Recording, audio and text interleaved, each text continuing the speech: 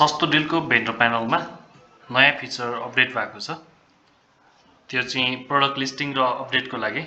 त्यसको लागि चाहिँ अलिकति चेन्जेस भएको छ पुरानो भन्दा। त्यसको लागि यहाँ नयाँ लिस्ट प्रोडक्ट्सको अप्सन छ। यसमा क्लिक गरिसकेपछि त्यो पेजमा रिडाइरेक्ट हुन्छ। यो चाहिँ लिस्टिङ पेज हो, प्रोडक्ट लिस्टिङको। यो सबै तपाईले राख्नु भएको प्रोडक्टहरुको जानकारी दिने पेज हो। यसमा चाहिँ हरेक स्ट्याटस वाइज तपाईको प्रोडक्टको स्ट्याटस के छ भनेर चाहिँ नम्बर वाइज देखाइरहेको हुन्छ। अब यसमा हेर्ने हो भने अलमा अहिले 181 छ, लाइभमा 1 छ। यसरी तपाईको जति पनि प्रोडक्ट कुन स्ट्याटसमा छ त्यो चाहिँ नम्बर वाइज पनि देखाइदिन्छ र यहाँ क्लिक गरेपछि प्रोडक्टको डिटेल्सहरु पनि तपाईले चेक गर्न सक्नुहुन्छ। अहिले मैले अलमा क्लिक गरे।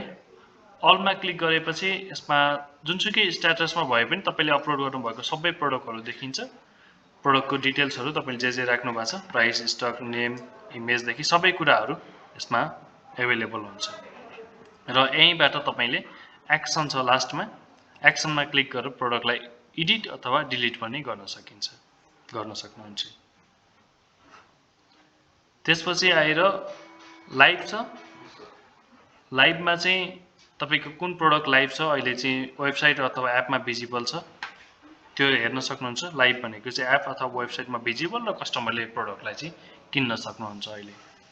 त्यो कुराहरु छ। यसमा पनि सबै कुरा प्रोडक्टको डिटेल्सहरु सबै देखिन्छ यसमा। र यसमा अर्को अप्सन हुन्छ लास्टमा एडिट अथवा डिलिटको अप्सन छ। र यसमा चाहिँ तपाईले दुईटा एसक्यू देख्न सक्नुहुन्छ। दुईटा एसक्यू देख्नुभयो भने फर्स्टको एसक्यू जुन देखिरहनु भएको छ एसक्यू मात्र लेखिया छ। यो चाहिँ सस्तोडिलको सिस्टमले जेनेरेट गरेको एसक्यू हो। र अर्को सेलर एसक्यू छ। सेलर एसक्यू भनेको चाहिँ तपाईहरुले प्रोडक्ट अपलोड गर्दाखेरि अथवा हाम्रो सेलरले प्रोडक्ट अपलोड गर्दाखेरि राख्नु भएको एसक्यू। अर्को बीचमा अर्को स्ट्याटस देख्नुहुन्छ इनेबल। यो भनेको चाहिँ इनेबल छ, प्रोडक्ट अहिले लाइभ छ। अब यसमा डिसेबल देख्नुभयो भने चाहिँ डिसेबल भनेको चाहिँ तपाईको प्रोडक्ट चाहिँ लाइभ हुँदैन अथवा एप वेब कतै देखिन्न, कस्टमरले किन्न पनि सक्नुहुन्न, देखिन्न पनि। अर्को अप्सन छ हाम्रो क्यूसी पेन्डिङ छ।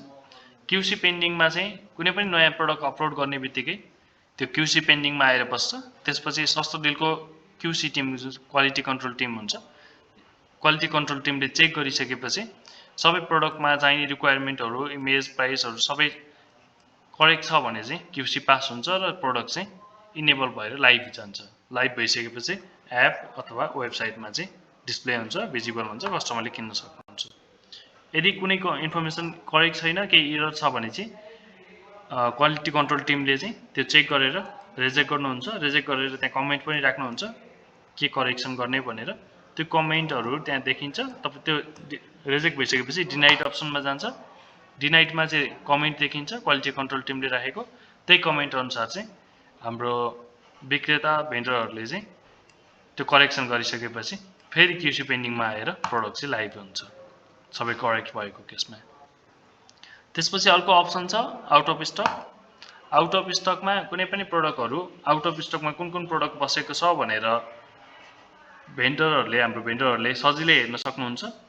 यसले चाहिँ के फाइदा गर्छ भने चाहिँ तपाईलाई आफ्नो प्रोडक्टको टाइममा स्टक अपडेट गर्न सकिन्छ। त्यो भयो भने तपाईको प्रोडक्ट चाहिँ सेल हुने चान्स हाई हुन्छ टाइममा प्रोडक्टहरु स्टक अपडेट गरिसकेपछि। त्यसपछि अर्को अप्सन छ डिसेबल छ। डिसेबलमा चाहिँ तपाईले जति पनि प्रोडक्टहरु बन्द त्यसलाई डिसेबल गरेर राख्नु भएको छ। डिसेबल गरिसकेपछि चाहिँ त्यो प्रोडक्टहरु कतै पनि देखिन्न, एप अथवा वेबसाइटमा कतै देखिन्न। यो प्रोडक्ट चाहिँ डिसेबल भएर बस्छ। पछि तपाईसँग फेरि अपडेट त्यसलाई इनेबल गर्न मन लाग्यो भने इनेबल गर्नुभयो भने मात्रै यो प्रोडक्ट चाहिँ एप अथवा वेबसाइटमा देखिन्छ। डिसेबल गरेपछि चाहिँ एप वेबसाइटमा चाहिँ देखिन्न, तर तपाईको भेन्डर प्यानलमा चाहिँ डिसेबल अप्सनमा चाहिँ देखिराखिन्छ। र अर्को कुनै डिलिट गर्नु भएको छ भने चाहिँ डिलिटेडको ट्याबमा देखिन्छ। त्यो चाहिँ प्रोडक्टहरु सबै कुन डिलिट गर्नु भएको छ त्यो सबै प्रोडक्ट देखिन्छ। यसलाई फेरि रिस्टोर पनि गर्न मिल्छ एक्सनबाट। र सबैमा यस जुनसुकै ट्याबमा पनि हामीले माथि एउटा फिल्टर राखेको छौं। यो फिल्टरबाट चाहिँ तपाईले आफ्नो प्रोडक्टको फिल्टर पनि गर्न सक्नुहुन्छ। प्रोडक्ट नेमबाट गर्न सक्नुहुन्छ, ब्रान्ड, एसक्यू, धेरै कुराहरु छ। क्रिएटेड डेट, अपडेटेड डेट देखि सबै कुराबाट चाहिँ तपाईहरुलाई फिल्टर गर्न सक्नुहुन्छ। यसले चाहिँ सजिलो बनाउँछ काम गर्नको लागि। र अर्को एड प्रोडक्टको फिचर छ हरेक टाइममा एभाइलेबल छ। यो चाहिँ एड प्रोडक्टको कसरी गर्ने भन्ने कुरा चाहिँ हामी अर्को भिडियोमा जानकारी गराइरहेछौँ।